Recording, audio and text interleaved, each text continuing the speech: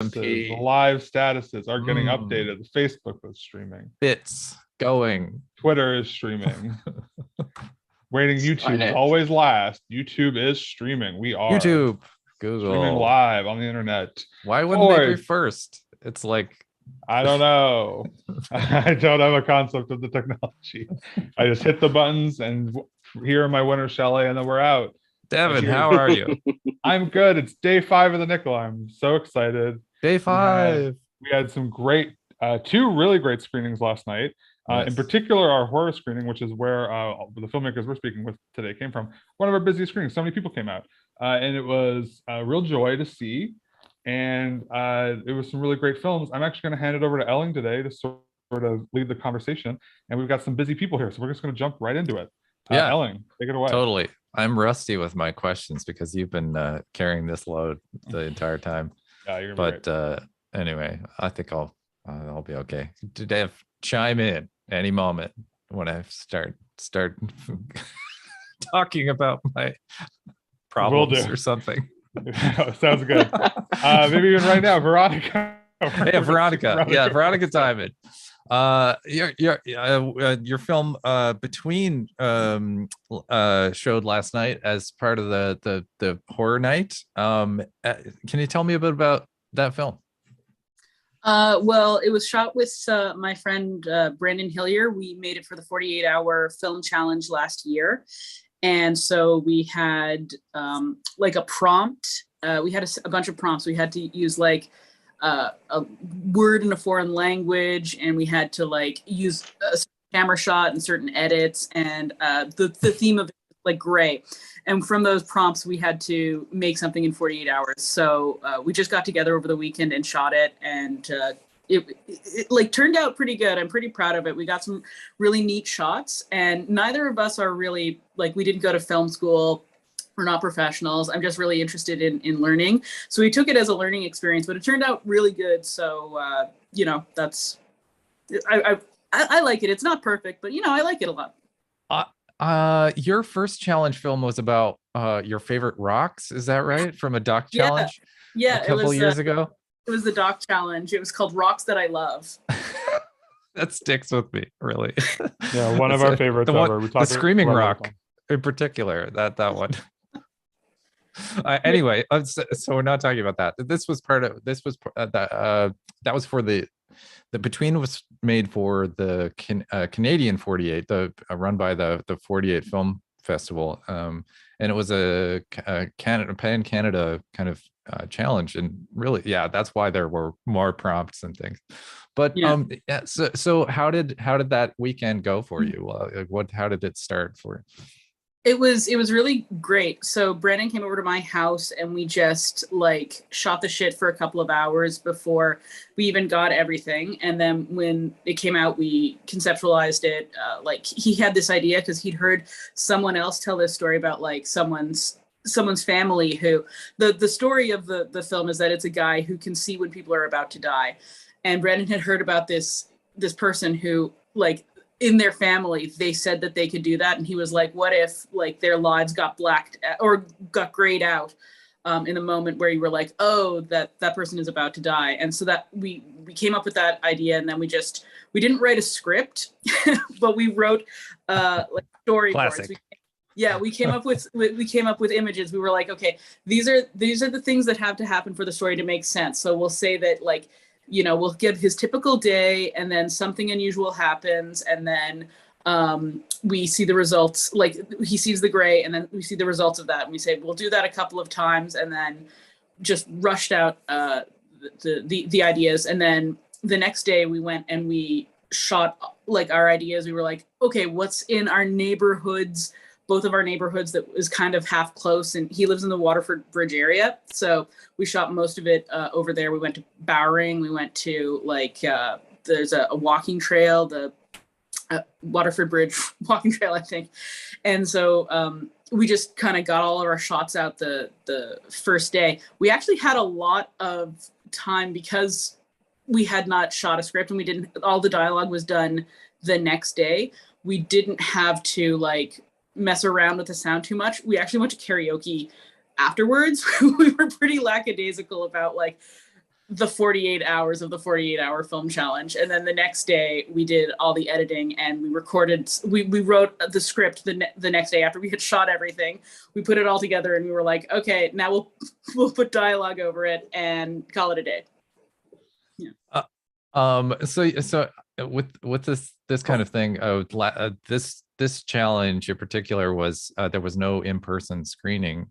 So last night was the first in-person screening that you were at. Like what was it like for you? Oh my God, it was so much fun. We got, like, there's a couple of moments where when we were watching it over and over and over again in the edit, I always laughed. Like when there's this where Brandon sits down, and then we had very few people involved in this because it was COVID times. We were trying to keep the bubble kind of small. So it was me, Brandon, and our friend Paul House was in it, and that's it. That was the entirety of our crew. And so there's this moment where Brandon sits down, and I come out with a garbage pail, and he sees me, and he gives this nod, and the little nod that I always laugh, and he's like, "You always laugh at that." And I was like, "It's funny." And then everyone laughed at that, and that was great. Vindicated. Yeah, this exactly. And then we got this huge reaction when, spoilers for my short film, we kill a dog. No. We imply that a dog dies. Yes. And oh my God, huge reaction from the audience, huge reaction. And that was really fun because I don't know, it was really cool to be able to get an emotional reaction like that from the audience. And then when we had I was like, people are going to be so upset that we killed the dog. We've got to put this little end credit thing that's like, the dog is fine. And people had a big reaction to that too. So it was great. It was really, really wonderful to be able to have an in-person screening, because after it screened, like just online, people said, "Oh, I watched it, and that was nice." And it was really nice to get nice compliments, but to actually be in the room and feel that energy and like hear people gasping, and like people were predicting what was going to happen, or like they were like, "Oh no, oh no, oh no," and it was just really, really fun, really, really, like a really good feeling. Amazing. Is there any lessons that you learned from this one, or that you're going to carry forward? Don't kill any more dogs, maybe, or kill more dogs. Kill more dogs is my opinion. No. Oh my gosh. Sorry, Shane. Not actually, just filmmaking. Yes. So filmmaking related, like I learned so much. I think every time that I do a challenge film, I learn something, or like a bunch of new things.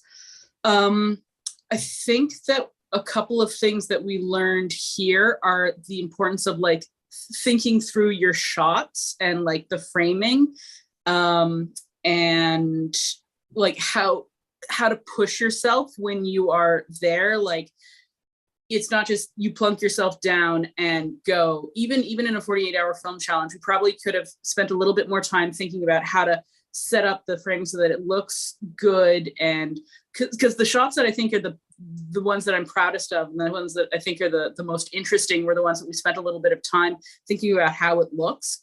And so I think that the importance of that was something that we got. Just how much fun it is always a great experience. Like it's always a good reminder when you're like staring down the barrel of how much work it is, just remembering how good it feels to like be in the thick of it, producing something with a bunch of people. And I also think that the importance of like having extra hands, because this was the first one that I made, the first challenge film that I made that was more than just me. I like was working with a friend, and so we had ideas to bounce off of, and we had an extra person to think about like what things would look like, and the importance of collaboration. And I'd really like to push myself further and collaborate more with more people, because filmmaking is really, really hard to do solo. It's, I would say, impossible to do well solo. And you can do really fun things by yourself, and it's a great learning experience, but like to get to that elevated level, you need more people. So I really enjoyed making it with my friends, and I can't wait to make more with more people. Amazing. Well, one final question related to filmmaking alone. Do you have any other projects that are coming up? Well, there's going to be the Nickel Sci-Fi Challenge. Is it on Sunday? That's on Sunday, yeah, 7 Yes, p.m. Sunday. I did one this weekend for the 48-hour Sci-Fi Challenge, and that one is animated. So it was very challenging, but it was a lot of fun. So look for that. It's called Meet the Creatures. Yeah, I'm very excited for people to see that one. Actually, it's really good. Congratulations on Between to you and the team, and yeah, thanks, Veronica. Thanks so much. Bye. Now we're gonna move on to Mike Sims with Thumbs Up. Mike, how are you? Pretty good, not too bad. How are you doing? Pretty good. Yeah. So tell me about Thumbs Up. What's Thumbs Up all about? Yeah, so it's like it's kind of like a spooky comedy. I've been having a hard time like picking the genre between horror comedy because it gets some laughs, but then it got some kind of, creepy bits for sure. But it's it all takes place in one evening, and it's about a reporter who's covering a serial killer, and the serial killer is still on the loose, and there's like a lot of paranoia and anxiety going on with him. And when he gets home, his partner is hosting a dinner party, and more people start showing up asking him about what he knows, and he just keeps drowning himself in alcohol, and it just gets a little out of hand. And that's the idea.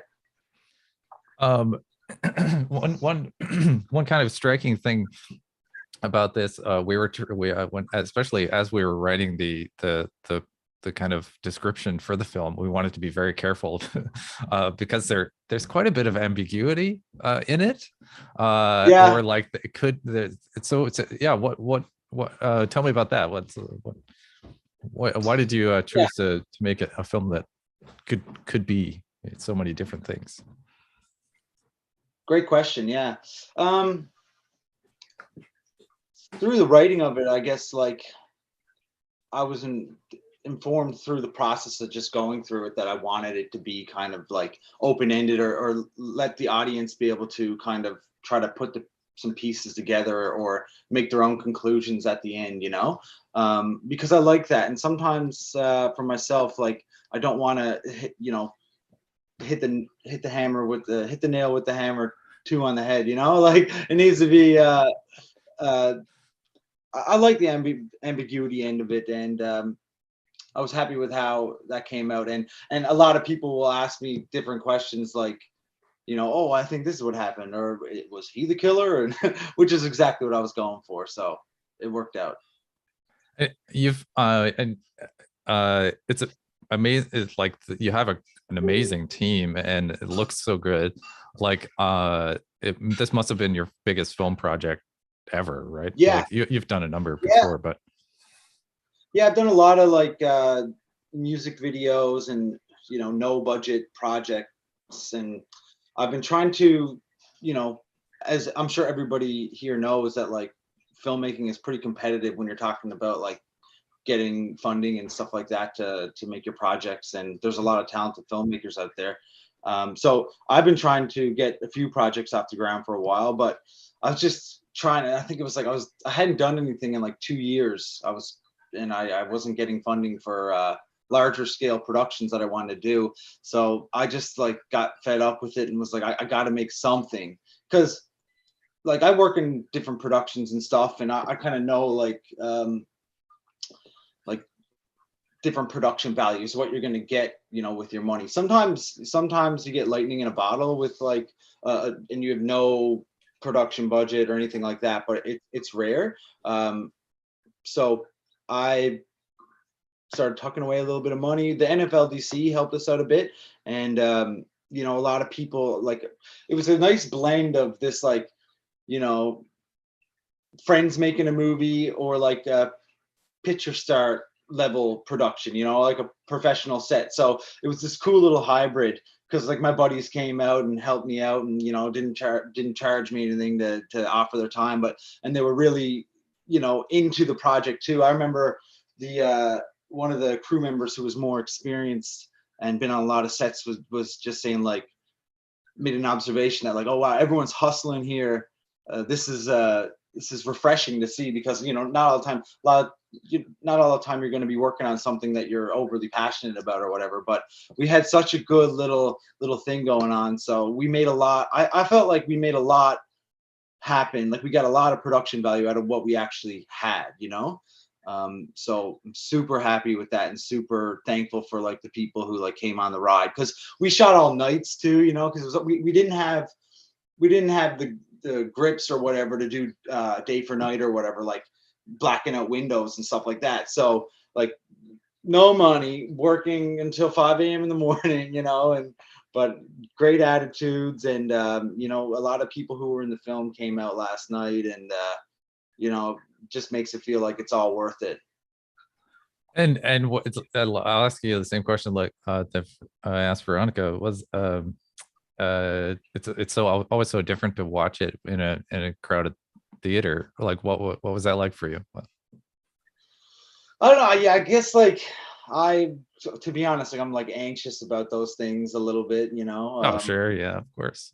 But a good anxiety, like there's that healthy level of fear that you have when you go into some things. And so I had a bit of that going on. Like my heart was definitely beating before I knew my film was coming on.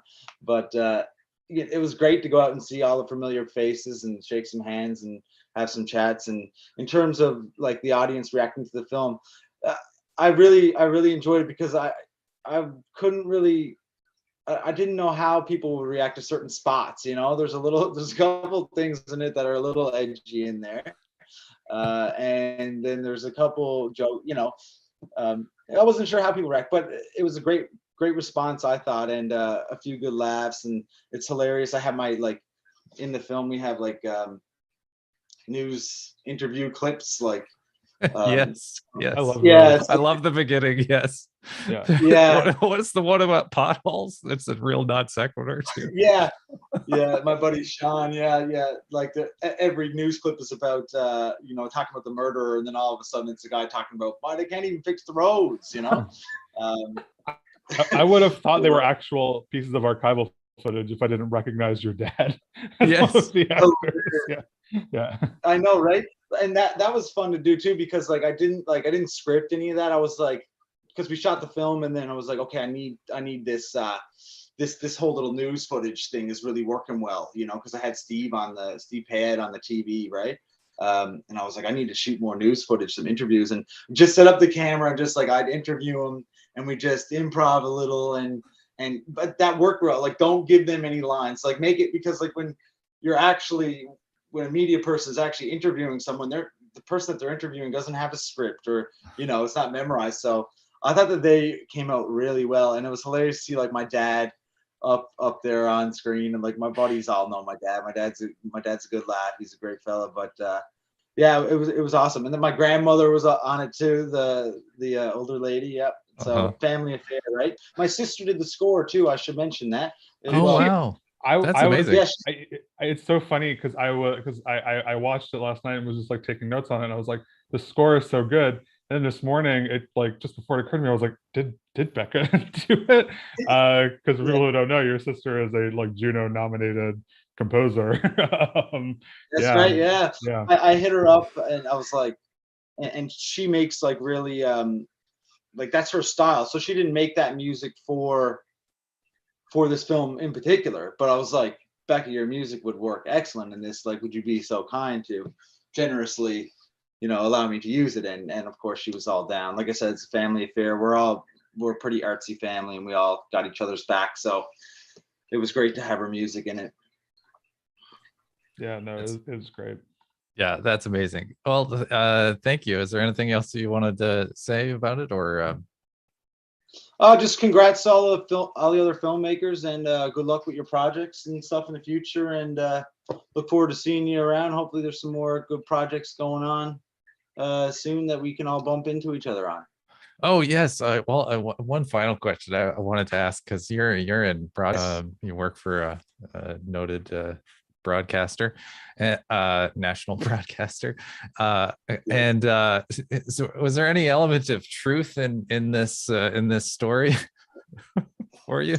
Yeah, Not really. Okay. It was just a motive Had to device, ask.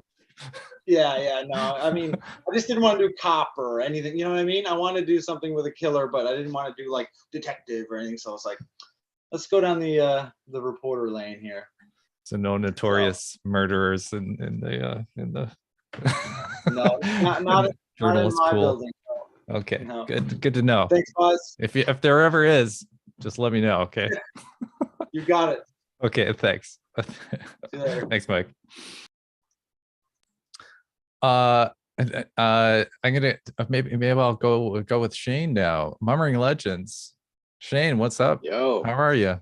good, man. How about yourself? Really good. I watched your film again, and congratulations, of course. Like it has Thank you.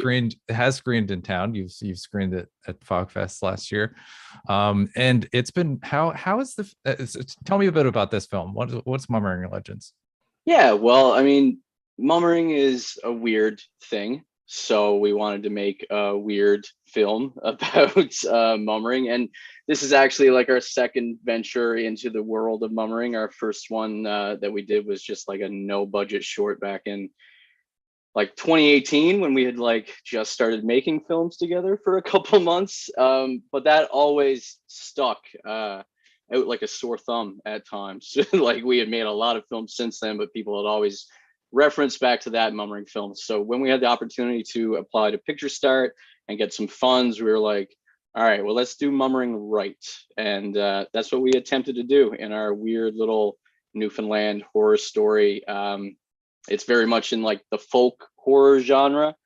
And it's a story within a story. And like I said, weird little film. When you start to see mummering tea towels and magnets at Walmart, it kind of becomes a little less weird, you know? So this is like the anti-tea towel mummering film. That's basically how I would describe it. The re-weirding of mummering. Exactly. I mean, yeah, you mentioned that you do a lot of like you and your team have done a lot of like quick things, short things, small team, fast, and then this movie was not that. And so how was it changing from and adapting from a small team to big team? Yeah, like in a big way, it's always great screening at the Nickel, because a lot of our inspiration to jump into filmmaking was from a 48-hour challenge, right? Like me and my friends got together and did that, and then we kept doing it, and we've gotten to a place where I would say we are filmmakers at this point. We're making budgeted, like actual budgeted films. We have resources we never had, so I'm all for the quick and dirty, and I suggest it to everybody. But when you get an opportunity to do something like this, it was definitely just a huge learning experience about how that side of the film industry works once you have an actual budget for a full crew.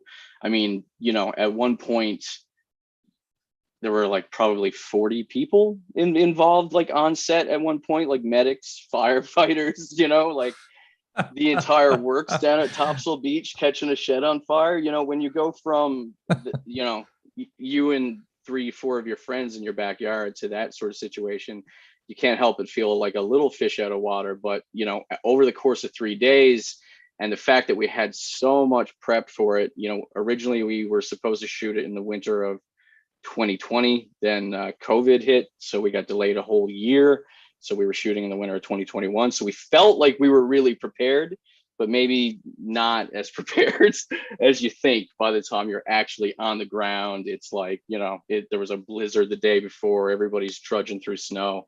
So huge learning experience, but it was just so incredibly valuable to, our team going forward, because that's where we want to be in our careers. We want to be, we'll always have our DIY ethics. We'll always be making, shorts just for a laugh, but we want to be, working in the film industry. So after the experience, you end up kind of understanding how these teams of 40 people are employed and why it takes 40 people to make that actually happen safely and, you know, get the product that you're looking for at the end of the day.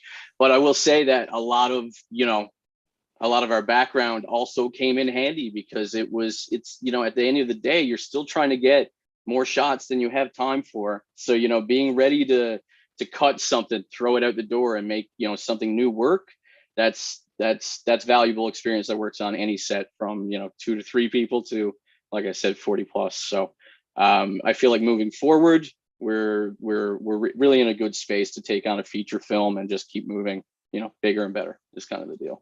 Oh, that's quite a segue. Are you working on one right now? Yes, actually, we've secured funding from ArtsNL, which, yes, praise be the funding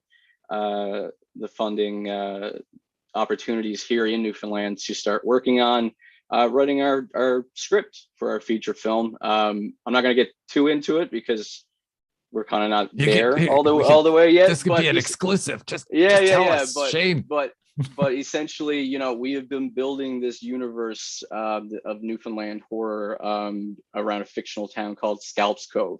If you watch Mummering Legends, there's even a little tag that says Scalps Cove, 1920s Newfoundland, or something like that.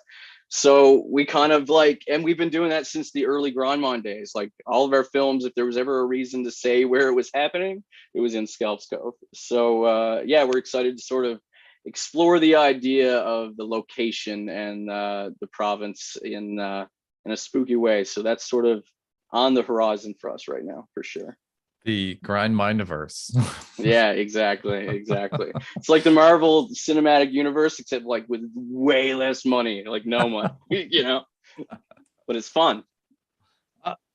You were talking about something about how you refer to yourself as a filmmaker now. Like, was that a hard thing to come to terms with for you? That was definitely, like, in the first couple years, it was, you know, I say that kind of jokingly now. I fully fledged, like, I am a director, I am a filmmaker, but in the first couple of years, absolutely, the imposter syndrome is real. And I don't mean to say that it doesn't still exist, because it absolutely does. I still get like sitting. I've watched Mummering Legends so many fucking times, guys, so many times. And, you know, we've screened it, you know, in Halifax and Toronto, and it gets harder to introduce a film about mummering the further west you go. But even sitting in the hometown show, like last night, like I still got nervous when the first few frames of the film come up. So like, I feel like I'll always have a dash of imposter syndrome, but I think, you know, when you come from that sort of DIY background where you're like, you know, I've done this with one camera and one lens this whole time, and, you know, now I'm seeing, you know, what a gaffer is, you know, like not that long ago, right? It was definitely a challenge, but I think, I don't know, eventually you're just like, well, I've just been doing this and I'm still doing this, so why not? Awesome. Do you have anything else you want to say or add? No, not really. I could spew on forever. There's a lot of, like, we're always trying to just do a lot of things, but I would definitely shout out, keep an eye out for Deadflix, our DIY low budget horror anthology that we're working on over the summer. And I just want to thank the Nickel for having us. Congrats to all the filmmakers. Stoked for that Halloween to watch that again. I've gotten to see that Halloween almost as many times as Mummering Legends, because we've been lucky to be touring the circuit together. But yeah, Mike, it was a dope show last night. Appreciate everybody having us. Thank you. I wanted to segue through here because I'm giving you all the segues. Yeah, exactly. Facebook, just hooks. I saw a post on Facebook that I think that you made, or one person from your team said that one of your favorite shots from the movie was kind of not on the sheet, not on the list, and it was recommended to you by Mike Hickey, who is exactly right, our next guest here. Mike's not very far away from pretty much everything that we're doing. Yeah, and just to give a little bit of background on that, that was Mike bringing that DIY hustle to our production as well, because it was like, what was that, man? We were just kind of waiting for sun to go down, I think. We're, It was the deal.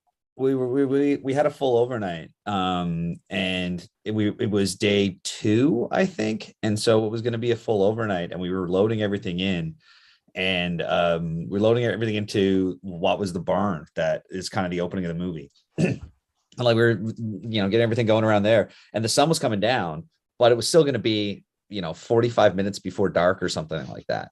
And I was just like, kind of like tapped you on the shoulder, just like pointed at like how nice the sun going behind this little crest we had was. And I was just like, if the actor's here and they're ready, like just have her walk across that. And like, that can be a great like thing. And it ended up being the title card of the movie. And it was just we were looking that way for like everything we scouted, everything we planned. We kept looking in this direction. And then when we were there on the day in like at the right time, we look back and go, well, this is really nice looking, so we should make sure we get some of that. And it was really cool that you guys like jumped on it so fast and we got it in the movie. I don't even think I was there when you shot it. I think I had to run back to do something else. Probably, yeah. But that's the power of collaboration. I was just like, that was day 2. I was getting ready to just be in the snow forever in the freezing cold. And I was just overwhelmed with what was going on. But Hickey was just like, look at that. And I was like, oh shit, that looks amazing.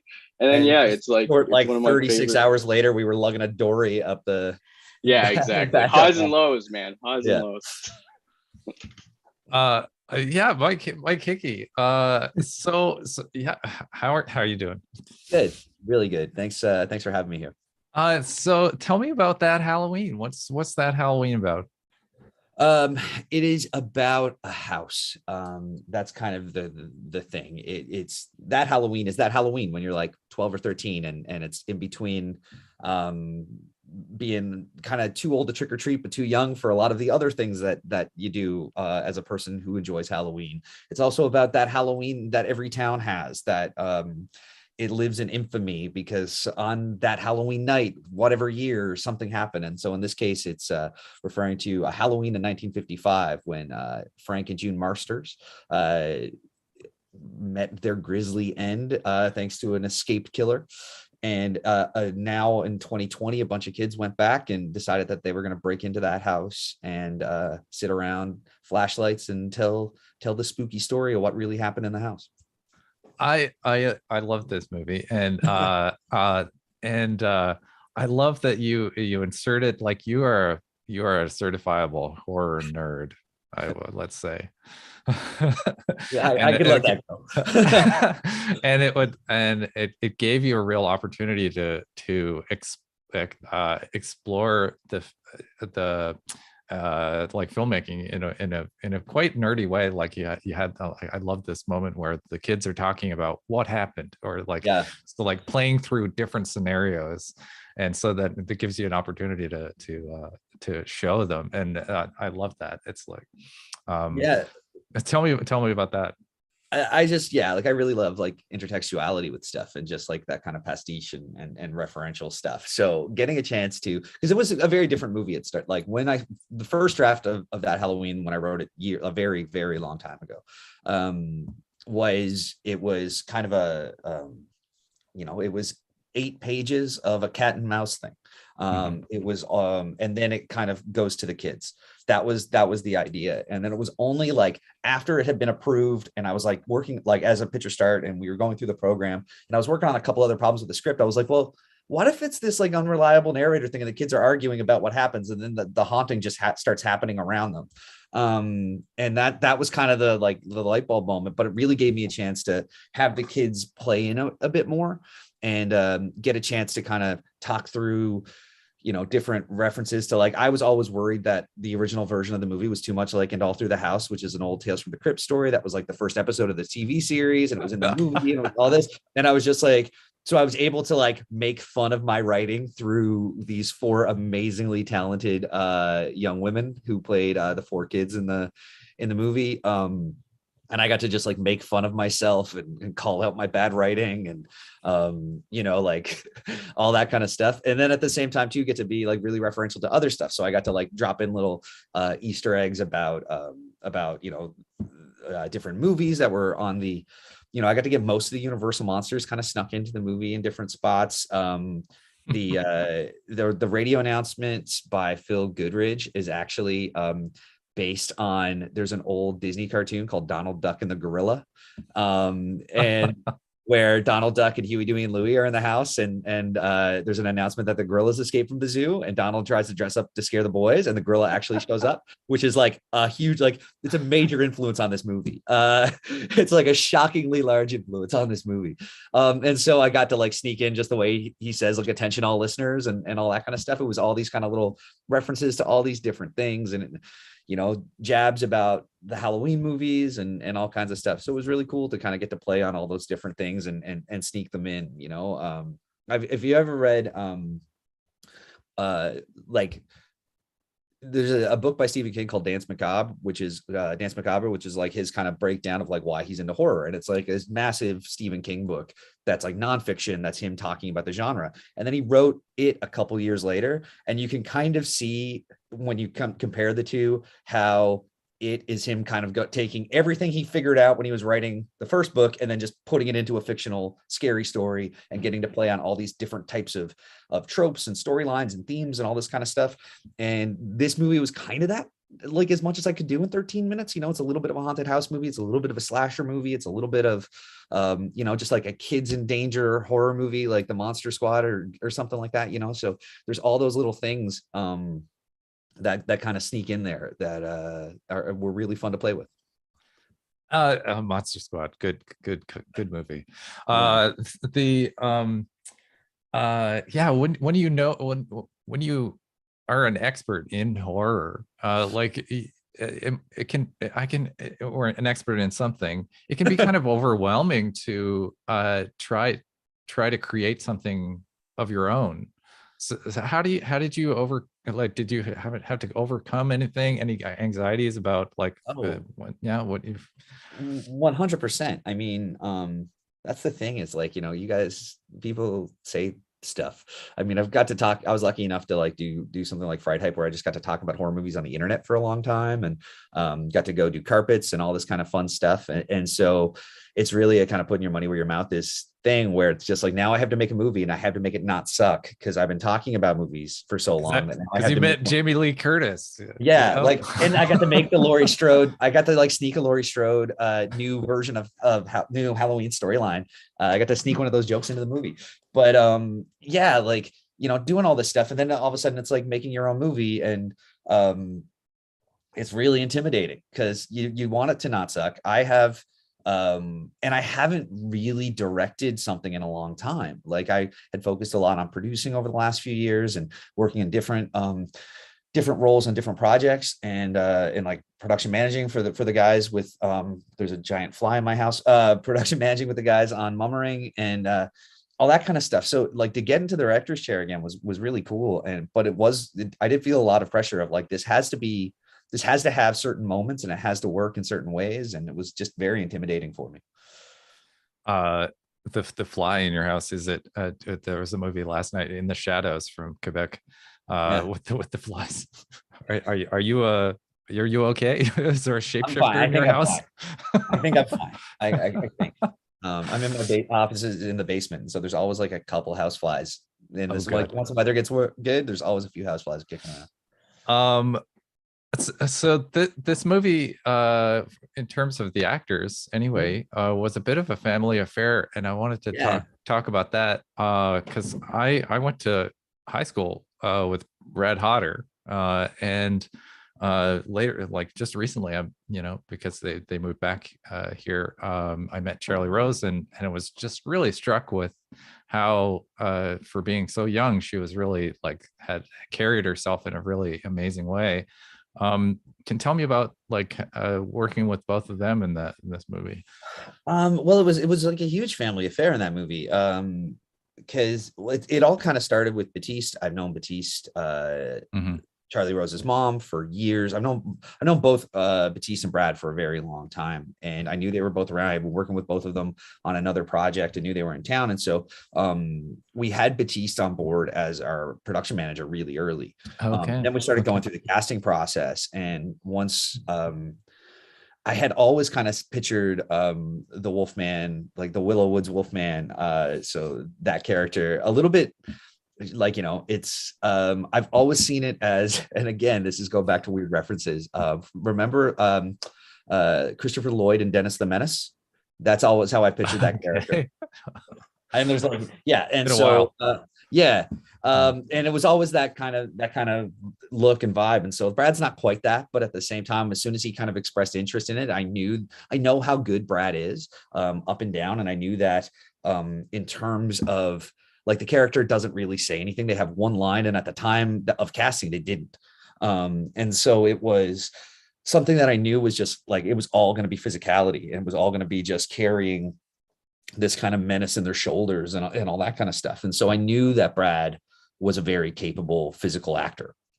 And so I was really excited when he expressed interest, and we were able to get him in. And then with the kids, it was, you know, it was one of those things of when we put out the casting call for the kids, it was this kind of wide net where I didn't put ages or genders or anything like that. I cast the characters as Dracula, the Grim Reaper, Cat, and Hobo, with no ages. And I just kind of put out a net and just tried to find kids, because when you're working with kids, it's difficult, and you just want to, the thing was the dynamic of, and finding the kids that kind of fit into the dynamic you want. And then, because like, you know, any kids who's going out for an audition is going to be able to like remember, like learn lines and do whatever, but like not having to direct them as much, because they just kind of naturally fit in the role, was a big part of the casting for me. And I just found 4 kids who worked perfectly. And Charlie Rose kind of had the kind of biggest heavy lifting to do, because Dracula is kind of the character that would be me. I'd be the one that was dragging all my friends into this haunted house on Halloween night to tell the story, and kind of The closest to the axe murderer as they're Yeah. killing someone. yeah, like a bit more the ringleader, who was a little bit more like, what's going on here, you know? And so it was really, you know, it was really interesting to you know, kind of work with her through all that stuff. But all the kids were so great. And then, but even on top of that, Brad's sister Sarah was our costume designer too. So like that whole family was very, very embedded in the movie. And they just moved back, or I think Monday they left town to move back to Toronto. And so we just missed having the chance for them to see the film here, but they did get to see it when we played Fogfest earlier. So it was great. But yeah, working with the family was great. It was weird just because, you know, like, especially like Carmen, who played Kat, was a bit younger than the rest of the girls. And so like, you know, she was 9, I think, at the time we made the movie. And so there was still this little bit of intimidation around Brad, because like he was so great in it, and he's a tall, kind of bigger guy who's intimidating that way. Like he carries himself in that way, especially when he's in the character. And so like it was Charlie Rose was trying to talk down Carmen a little bit, to be like, it's just my dad, it's fine. There was a lot of that through things, but yeah, like working with all the actors on this, Mal Fisher, they were so good. They were so good as June. And of course, Michael Pearce, who played Frank, and got to like really show some range in the 2 brief scenes that he's, you know, around for. Morphs into a few different people, really. Yeah, exactly. And he got to, it was really cool because Michael also, like, he had never been he had been in a few short films and cast in a few things, but he had never been cast. So we did like a full body cast where like Michael got the part, and then like the next day he was at NIFCO getting his entire body wrapped in duct tape and his head being cast in silicone and all this, or latex and all this kind of stuff. It was wild. So it was a really cool process of working with everybody, and Mike and Joe, who played the cops, and Phil, everyone was great. That's amazing. Oh yeah, one last thing I wanted to mention. You were part of the Nickel back in 2012, when I think it was 2012. That that when the first Nickel 48-hour horror film challenge was made. And I just wanted to thank you, really. Oh, I mean, thank you guys for keeping it up. It was, you know, it was this fun thing that it was just not long after I joined the board. I think I had probably been on the board for just a few months, and I remember me and Andrew Winter, who's also like new on the board, but he was stepping away because of work stuff. And we were walking home from a board meeting one day, and he kind of pitched this because he had done a couple 48-hour challenges when he was in school, and kind of pitched it as like, I'm not going to be on the board anymore, but you should bring this to them. And so the next meeting we brought it up, and it became a thing. And then for me, especially as somebody who loves horror as much as I do, it was just like really tricky the few years, like, you know, because I was on the board for probably the first 4 or 5 years of the challenge. And I kept always having to kind of like recuse myself from things. It was just like, okay, so the challenge is in place. All these things are there. Now I'm going to spook off so that I can actually do it and don't have any information about the prompts or whatever. And a couple times I got burned by that because I got really bad prompts that I think they gave me on purpose just to mess with me. Those prompts in those early days. Oof. I had an ATM machine one year. I had an ATM machine. I remember. That's a prop. That's not a prop. That's a set. Not a prop. That's not a. I'm still mad about it. I made a We've great. simplified things over the years to make it quite fine. That was my 9 years ago. That was like the second year I got an ATM machine, and I'm still not over it. Wasn't me. This is the 10th. This will be the 10th year this year. That's amazing. Will it? Oh. Is that right? That makes sense. Yes, I guess so. Yeah. We started in 2012. This will be that was 9, and the second one was 9 years ago. So yeah, this will be the 10th year. Great. That's great. That's fantastic. Yeah. It's been become a very big part of what we do, and just really love that.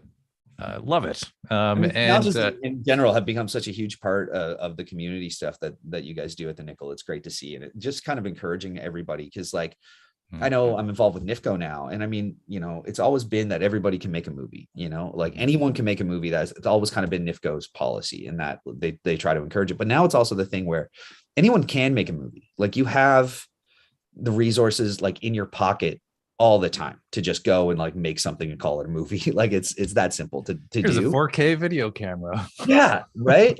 and so like, it's right there. And so, the hardest thing now, it's like you don't have the technological kind of blocks anymore. So the biggest thing is just the encouragement to just go do something. And like these kind of challenges that you guys do throughout the year, and I know there's been a number of them, and they've been added on, and there's the sci-fi challenge that just happened that's screening on Sunday night. Like, yeah, like it just encourages people to make stuff, and that's fantastic. Like the industry here is blowing up, and you know, people are getting into, but people that are working on things are getting into film through these challenges, because they go, I can take a weekend and give it a go, and then they get the bug, and it's great. Amazing. Thank you, Mike. Is there anything else you want to add about that Halloween, or anything? No, I just want to thank you guys. It was really, really cool to have it play at the festival last night, and to get to be a part of that, and get to sit in the seat with everybody in the room and all that. But just, yeah, thank you so much for supporting the film and the other filmmakers and all their projects, and best of luck with the rest of the festival. Thank you very much. And yeah, lovely. It was an excellent film. And to anybody watching right now, there's still the films from last night are still available to watch online. Just go to our festival website, nickelfestival.com, and click a few links, and you'll be there in no time. Yeah. So Devin, what do we have coming up today? We've got a big number of films day today. We've got a big day. I'm right after this. I'm running right over to LSPU Hall, like I'm sure anyone watching will be, to check out Talk to Your Doctor, which is playing at 1 p.m. And then at 7 p.m. we have the documentary Who Will Sing for Me, along with Bachora, Half, The Wind Girl, and The Story Coat. And then 9:30 p.m. is one of our big theater exclusives. You can't catch this one online. It's A Small Fortune from PEI, starring Stephen Oates and Joel Thomas Hines, and tons of Newfoundland talent in it. It's a fabulous kind of like crime thriller set in the East Coast, and this is one you got to catch in the theater. So if you're comfortable, I recommend you come on down. All tickets, pay what you can at nickelfestival.com, or just drop on by, you know. And yeah, but that's our day, and so we're gonna go start it. We're gonna start the day. you know, pull that Band-Aid off. Yeah. Well, thanks again to Um, everybody. Thanks to Mike and Shane. You guys are still here. So yeah, have a lovely day. Bye, Thanks so everybody. much, guys. Bye.